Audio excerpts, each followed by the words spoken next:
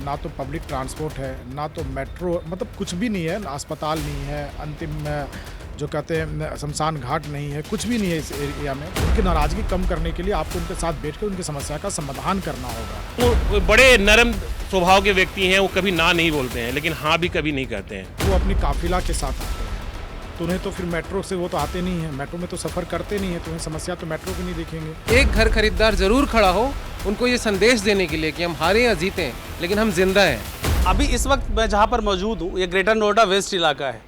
यहाँ के लोग लंबे समय से बिल्डर बायर की समस्या से परेशान हैं। पोजीशन की मांग को लेकर, घरों की पोजीशन की मांग को लेकर, मेट्रो की मांग को लेकर, पब्लिक ट्रांसपोर्ट की मांग को लेकर लगातार आवाज़ उठती रही है। यहाँ ग्रेटर नोएडा वेस्ट के निवासी लगातार अपनी आवाज़ बुलंद करते रहे हैं। चुनाव का बिगुल बज चुका है, तो यहाँ पर एक आवाज़ उठ रही है कि क्यों ना ग्रेटर नोएडा वेस्ट से ही किसी प्रत्याशी को मैदान में उतारा जाए और अपनी ताकत नेताओं को दिखाई जाए जो उनकी मांग नहीं मान रहे हैं। हमारे साथ ग्रेटर नोएडा वेस्ट के निवासी हैं, इनसे पूछते हैं कि क्या है इनकी मांग और क्या चल रहा है अभी। क्या ये लोकसभा चुनाव के मैदान में उतरने जा रहे हैं?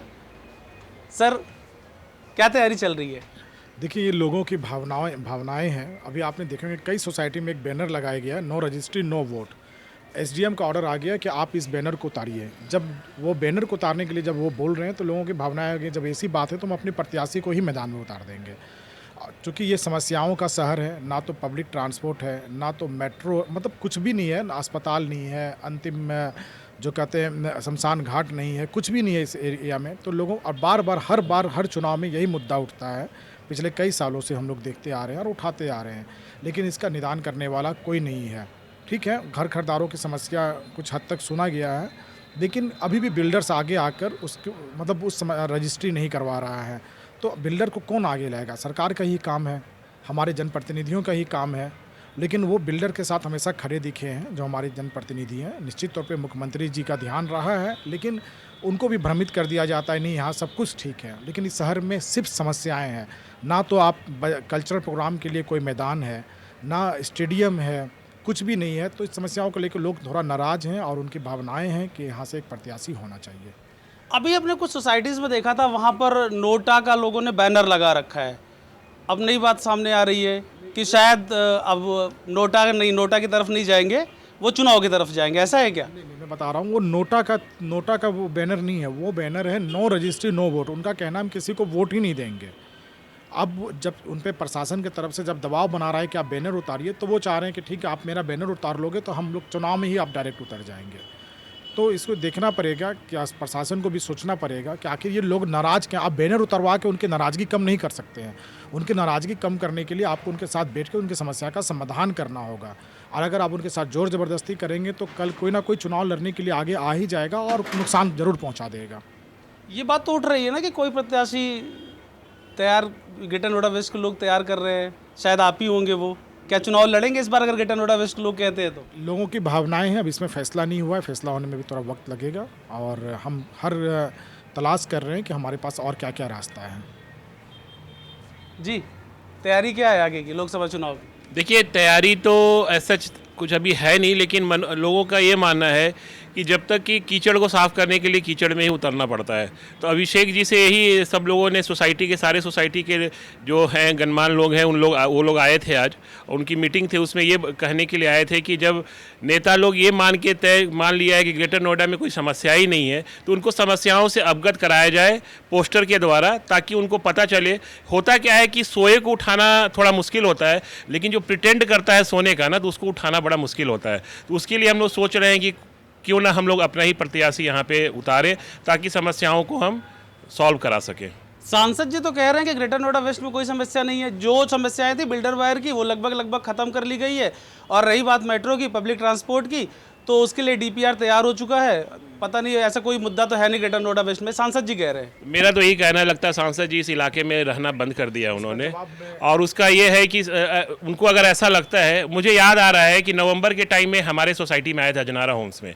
हमने उन्हें पब्लिक ट्रांसपोर्ट के लिए पूछा था कि इलेक्ट्रिक बसें जो कोरोना के टाइम में शुरू बंद हो गई थी, उसके बारे में क्या कह रहे हैं। तो हमसे ये बोला गया था, आप 100 रुपये अभी तुरंत दीजिए, अगले महीने से शुरू होने वाला है, मिठाई खिलाऊंगा आपको। और वो नवंबर की बात है, वो 100 रुपये अगर मैं दे देता तो मेरा कितना नुकसान हो जाता। मिठाई खिला भी देता, और उन्होंने मेरे को ये बोल दिया कि बस अगले महीने से हो रहा है। नवंबर, दिसंबर, जनवरी, फरवरी, मार्च ख़त्म हो गया, 5 महीने हो गए, वो इलेक्ट्रिक बसें हैं कहाँ खड़ी। अभी फिर आए थे ना। फिर हाँ, अभी फिर आए थे हम लोग, फिर लेके गए थे। तो वो बड़े नरम स्वभाव के व्यक्ति हैं, वो कभी ना नहीं बोलते हैं, लेकिन हाँ भी कभी नहीं कहते हैं। ये समस्या है उनके साथ। आप कुछ कह रहे थे अभिषेक सर? मैं इस पे थोड़ा सा ये बताऊंगा, सांसद जी को इसलिए समस्या नज़र नहीं आती है क्योंकि वो अपनी काफिला के साथ आते हैं, तो उन्हें तो फिर मेट्रो से वो तो आते नहीं हैं, मेट्रो में तो सफ़र करते नहीं हैं, तो उन्हें समस्या तो मेट्रो की नहीं दिखेंगे। जब वो बीमार पड़ते हैं तो उन्हें उनके खुद की अस्पताल है, वो वहाँ पर चेकअप करवाते हैं, सरकारी अस्पताल तो जाते नहीं हैं, तो उनको समस्या तो देखेंगे नहीं। उनके बच्चे बड़े हो गए हैं, अस्पताल में डायरेक्टर्स हैं, तो उन्हें बच्चे को स्कूल जाने की ज़रूरत तो पड़ती नहीं, इसलिए उनको स्कूलों की समस्या दिखेगी नहीं। लोग चाहते हैं लड़े, अब ये फैसला अभिषेक जी को करना है कि वो चुनाव लड़ना चाहते हैं नहीं लड़ना चाहते हैं, उनको निर्णय करना है। आज जितने लोग आए थे, काफ़ी भीड़ थी, सब लोगों ने एक साथ में एकजुट होकर यही कहा कि अभिषेक जी को ही लड़ना चाहिए चुनाव। अब अभिषेक जी क्या तय करते हैं उसके बाद पता चलेगा, लेकिन लोगों की यही भावना है। ग्रेटर नोएडा वेस्ट में वोट कितने हैं? देखिए, ग्रेटर नोएडा वेस्ट में 1.5 लाख से ऊपर वोट हैं यहाँ पर, है ना। और एक प्लस पॉइंट है, ग्रेटर नोएडा वेस्ट सबसे ज़्यादा वोट करता है। जैसे नोएडा में भी काफ़ी वोट हैं, लेकिन वोट परसेंटेज कम है, वो वोट परसेंटेज यहाँ बहुत ज़्यादा है। आपने जो सबसे लंबी लाइन की तस्वीर देखी होगी 2019 के चुनाव में, पूरे नेशनल इंटरनेशनल मीडिया में, वो तस्वीर ग्रेटर नोएडा वेस्ट की थी। लोग इतना ज़्यादा, जबकि उस समय बूथ्स कम थे, तब इतनी बड़ी संख्या में। अब तो बात हो रही है सोसाइटियों में भी बूथ होंगे, तो और ज़्यादा वोटिंग होगी। वोटिंग यहाँ होगी, लेकिन सवाल ये है कि आप वोट हर बार कर देते हैं, आप जिता रहे हैं, उसके बाद सामने से दुख इस बात का होता है कि जो जिन्हें काम करना है, चलिए आपने नहीं किया तो आप ये कहिए कि हम इसको करेंगे या इस समस्या का हम समाधान करेंगे। अब आप ये कह देते हैं, आप कहीं शायद चैनल का था जिस पे उन्होंने कहा था, आपने मेट्रो पे कोई सवाल पूछा था, तो उन्होंने कहा कुछ लोगों का धंधा है, प्रदर्शन कर रहे हैं लोग, ये सवाल था आपका शायद आप लोगों का, तो उन्होंने कहा था ये धंधा है कुछ लोगों का, जो लोग आते हैं मतलब ये प्रोटेस्ट करते हैं। आप बताइए इससे शांतिपूर्ण क्या होगा? पिछले 2 साल से लोग प्रोटेस्ट कर रहे हैं, 1.5 से 2 साल से, आज तक किसी ने सड़क पे उतर के सड़क पे एक गाड़ी तक जाम नहीं करने के लिए रोकी। इससे शांतिपूर्ण क्या होगा? क्या कह रहे हैं वो कह रहे हैं कि हमारे घरों की रजिस्ट्री करवा दीजिए, वो कह रहे हैं हमें हमारा घर दे दीजिए, वो कह रहे हैं कि दिल्ली से हम महज 15 किलोमीटर की दूरी पर हैं, हमारे यहाँ एक भी पब्लिक ट्रांसपोर्ट नहीं है आज तक, आप इसको गंभीरता से लीजिए, एटलीस्ट बस शुरू करवा दीजिए। मेट्रो का DPR कितनी बार बनेगा? मेरी बात विधायक जी से भी हुई थी, आपके विधायक जी से, और आपके सांसद जी से बात हुई थी, हमारे सांसद जी से। उन्होंने कहा था कि यहाँ के लोग सिर्फ इस सरकार को दोष देते हैं, जो भी समस्या है। पिछली जो सरकार थी, उन्होंने जो खड़ा किया है, उनकी जो मतलब उनकी जो नीतियाँ थी, उसकी वजह से जो अभी तक लोगों को परेशानी हो रही है, वो किसी को नहीं दिखता। जबकि ये पुरानी सरकारों की दिक्कत है, पुरानी सरकार ने ऐसा कर दिया था, इसलिए अभी परेशानी हो रही है लोगों के सामने। हम तो एक एक चीज़ करके सॉल्व कर ही रहे हैं। रेरा लेके आए, हमने मेट्रो के लिए DPR करवाया, पब्लिक ट्रांसपोर्ट की तरफ हम कदम बढ़ा रहे हैं, हम रजिस्ट्री करवा रहे हैं, बिल्डर बायर की समस्या का निदान करवा रहे हैं। 25% से ज़्यादा ऐसे बिल्डर हैं जिनको मैंने जेल में डाल दिया। सांसद जी ने ये बोला है। देखिए, उनकी बुद्धि पे तो सवाल नहीं उठाऊंगा मैं, लेकिन शायद हमारी बुद्धि ख़राब है।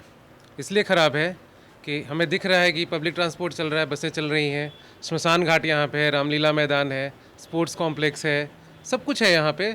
शायद सांसद जी को दिखता है, हमें नहीं दिखता। और ये सारी पुरानी सरकार पिछले 10 साल में नहीं करके गई। शायद अखिलेश यादव 10 साल नहीं करके गए, इसलिए उनको वोट नहीं देंगे। ये कौन सा बेतुका जवाब है? 10 साल से आप हैं सांसद, विधायक, मुख्यमंत्री, प्रधानमंत्री सारे, और एक अगर बस चल रही थी वो बंद हो गई, इसमें पिछली सरकार का क्या योगदान है? अभी जो बैनर लग रहे हैं सोसाइटियों में, हमारी रजिस्ट्री नहीं हुई, आप बोल रहे हैं कि समस्या का समाधान हो गया। मैंने बैनर लगाया तो कौन सी आचार संहिता का उल्लंघन हो गया? ये तो सदियों से चला आ रहा है। जहाँ भी लोकतंत्र है, लोग प्रतिरोध करते हैं ना, इसी का नाम तो लोकतंत्र है। राजतंत्र में तो हम है नहीं कि हमारी रजिस्ट्री नहीं हुई, हम बोलेंगे हाँ जी हो गई महाराज आपकी कृपा से। आपको अगर दिखाई नहीं दे रहा है तो सड़क पे उतरना चाहिए, क्षेत्र में घूमना चाहिए, इसीलिए जनप्रतिनिधि होते हैं। आप अपना हॉस्पिटल चलाते रहेंगे और यहाँ लोगों के बैनर उतरते रहेंगे। अभी हम संभावनाएं तलाश रहे हैं। संभावनाएं इसलिए तलाश रहे हैं कि हमारा प्रतिरोध चल रहा था, आचार संहिता लग गई, हमने प्रतिरोध बंद कर दिया। अब शांतिपूर्ण तरीके से हम एक बैनर लगा के बिना कुछ बोले अपनी बात रखना चाहते हैं, वो भी नहीं रखने देंगे। तो हमारे पास क्या विकल्प बचते हैं? क्या करेंगे? प्रत्याशी उतारेंगे इस बार? और क्या विकल्प हैं? या तो हम वोट ना दें, या अपोजिशन को दें, या अपने प्रत्याशी को दें। ये भी सच है कि पिछली सरकारें जब उनकी थीं तो समस्याएं बहुत बढ़ीं, और हमारी कोशिश करने के बावजूद भी उनके बड़े नेता हमसे मिलते तक नहीं थे। तो अब भी उन पे भरोसा करना उतना ही मुश्किल है। इसलिए हमारे पास विकल्प बहुत सीमित हैं और हम चाहते हैं कि अभिषेक जी हमारा नेतृत्व करें। वो नहीं करते हैं, कोई और करे, लेकिन एक घर खरीदार ज़रूर खड़ा हो उनको ये संदेश देने के लिए कि हम हारे या जीतें लेकिन हम जिंदा हैं। तो ये थे ग्रेटर नोएडा वेस्ट के निवासी। अब ये कह रहे हैं कि इनकी मांग अगर अब पूरी नहीं होती है, इनको प्रदर्शन भी नहीं करने दिया जाएगा, अगर प्रदर्शन करते हैं तो इनको धंधेबाज बताया जाएगा, तब ये प्रत्याशी उतार के मैदान में जो भी सांसद है तत्कालीन सांसद, उनको इस तरीके से हम अपना जवाब देंगे।